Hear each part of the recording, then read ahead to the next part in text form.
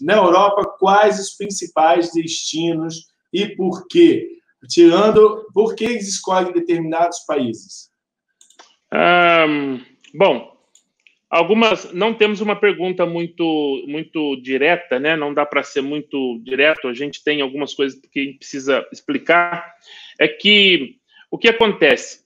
Se vocês acompanharem, se você observar, por exemplo, vamos imaginar ali na Península Indiana, você tem ali Índia, Paquistão, Bangladesh, né, que são países aí que tem uma quantidade de muçulmanos bem grande, né? Na Índia, por exemplo, a gente sabe que é hinduísmo, mas se você procurar lá no Google, você vai ver a quantidade de muçulmanos que tem na Índia, né? Quando você olha lá na região norte da Índia, por exemplo, antigamente a divisão não era dessa forma, né? Não era dividido Bangladesh, Paquistão, Índia, era uma península, né? Um conjunto ali. E aí ali pertencia à Inglaterra, né? Então eles eram colônias britânicas. E aí quando ocorre, tem toda a história, o Gandhi, né? Tem toda uma história interessante que é muito importante entender. Quem trabalha, por exemplo, no Reino Unido, é importante entender. Quem mora em Londres, na periferia de Londres, quem está ali nas cidades de Manchester, na região ali de Birmingham, você vai ver uma quantidade grande de muçulmanos, né? A Inglaterra toda, ela tem aí uma quantidade gigantesca de muçulmanos, uma quantidade cavalar de mesquitas, e aí você olha e você vê que todos eles vêm da Península Indiana, grande parte deles da Península Indiana. É interessante que a maior parte deles não são árabes, né? A gente precisa lembrar aqui que quando a gente fala de muçulmano, a gente precisa entender que nem todo mundo é árabe. Quem é o muçulmano árabe? É o que fala árabe, que o país é árabe. Né? Então, nós estamos falando de 400 milhões, mais ou menos. Se é 1,8 bilhão, se nós estamos falando de 400 milhões que são árabes, olha só, a maioria dos muçulmanos não é árabe. A maioria não é árabe, não fala árabe, fala as suas línguas dos seus países, não é? E é o caso, por exemplo, da Península Indiana. O Bangladesh, eles falam Bengali. O Paquistão fala Urdu. E na Índia fala o Hindi, Urdu e outros dialetos, né, que são muçulmanos ali do norte.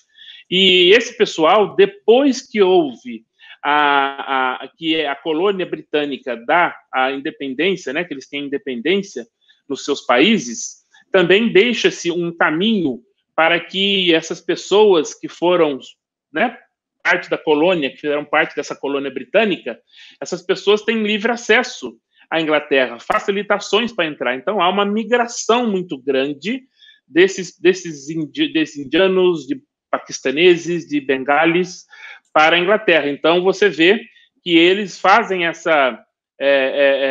acaba nascendo um destino, né? Um destino. Eles já falam inglês, foram colonizados por ingleses, na escola estudam inglês, falam inglês, então eles têm as facilitações de entrar no Reino Unido. Então, esse é um destino. Agora, quando a gente pega uma outra parte do mundo, vamos olhar lá no norte da África, né? E também no Subsaara.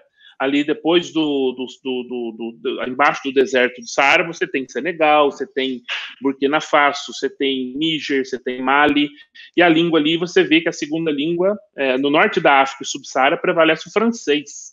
Por quê? Porque ali também foram colônias francesas. Então, por que hoje, né, a quantidade de muçulmanos na França é alta, né?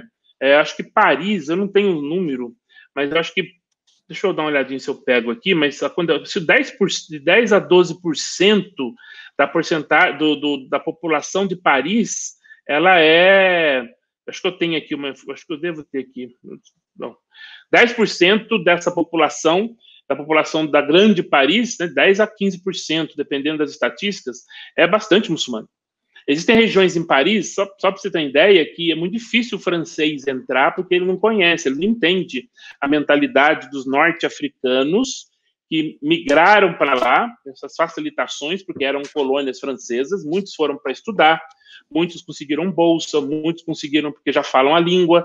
Então, você nota essa mudança. E aí você tem também, se você pegar, por exemplo, o sul da Espanha, né, você vê que você consegue entrar de barco, né, pelo norte da África, entrando ali no Marrocos, né? Então, 45 minutos de balsa, do ferry, você chega na Espanha.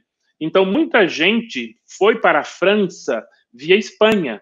Então, eles pegaram o ferry, cruzaram a Espanha, entraram e passaram pela Espanha e foram para a França, né? A Espanha faz fronteira com a França, está lá em cima. E muitos permaneceram na Espanha. Então, hoje nós estamos falando aí de 2 milhões a 2 milhões e 300, alguns dizem até 3 milhões, os números não oficiais, de muçulmanos dentro da Espanha. E aí, com a crescente, com a economia portuguesa hoje, construção civil aumentando, alguns deles estão começando a migrar para Portugal, mas ainda o número aqui é muito pequeno. Então, tem que pensar que Bélgica fala francês, não é? Então, muita gente migrou para a Bélgica. Então, a Europa hoje, alguns números começam a subir. Mas os primeiros pontos, os números mais altos que a gente observa inicialmente, a gente vê aí o Reino Unido, que eu expliquei, por causa das colônias britânicas, a França, Bélgica, por causa das colônias francesas, né? Então, automaticamente, eles queriam... O sonho desse pessoal é querer se dar bem na vida. E aí eles migram para a Europa. E aí, para onde que eu vou migrar? Para onde eu falo a língua que eu sei. O norte da África aprende francês na escola, além do árabe. Né? Então, basicamente, essa é a dinâmica, né? E o porquê desses deslocamentos.